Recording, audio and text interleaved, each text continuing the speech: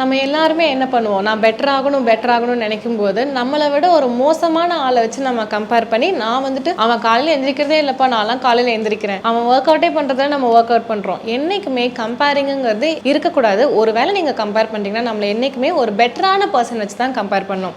அப்துல் கலாம் அப்படி பண்ணாரு, அவர் கூட நம்மளை கம்பேர் பண்ணணும். ஒரு நேதாஜி பண்ணாரு, ஒரு காந்தி பண்ணாரு, இல்லை நம்மளோட ரேஞ்சுக்கு நம்ம பண்ணுவோம்னு பார்த்தோம் அப்படின்னா, உங்களோட கிளாஸ்மேட்ஸில் ஒரு நல்ல படித்து சூப்பராக வேலைக்கு போகிற, ஒரு நல்ல படித்த ஒரு பிஸ்னஸ் மேனான, அந்த மாதிரி நம்மளை விட ஒரு 100 மடங்கு எக்ஸ்ட்ராவாக பெர்ஃபார்ம் பண்ணுறவங்களை வச்சு தான் நம்மளை கம்பேர் பண்ணுமே தவிர்த்து, என்னோட ஃப்ரெண்டு 100 கிலோ இருக்கா, நான் 80 கிலோ தான் இருக்கேன்னு சொல்லிட்டு அந்த மாதிரி நம்மளோட பெர்ஃபார்மன்ஸில் கம்மியாக இருக்கிறவங்களை வச்சு நம்மளை கம்பேர் பண்ணிக்கிறது நம்மளை இன்னுமே டிமோட்டிவேட் தான் பண்ணும். நீங்கள் வந்துட்டு கம்பேர் பண்ணும்போதே நம்மளோட சூப்பராக, நம்மளோட முன்னாடி ஒரு 100 மைல் முன்னாடி ஓடுறவங்களை வச்சு கம்பேர் பண்ணிங்கன்னா உங்களுக்கும் ஓடணும்னு தோணும். ஆனால் நம்மளோட மோசமாக பெர்ஃபார்ம் பண்ணுறவங்களை வச்சு கம்பேர் பண்ணிங்கன்னா அந்த சாட்டிஸ்ஃபேக்ஷனில் நம்ம அப்படியே இருக்கிற இடத்துலையே தான் இருப்போமே தவிர்த்து ஒரு அடி கூட முன்னாடி வச்சு எடுக்க முடியாது.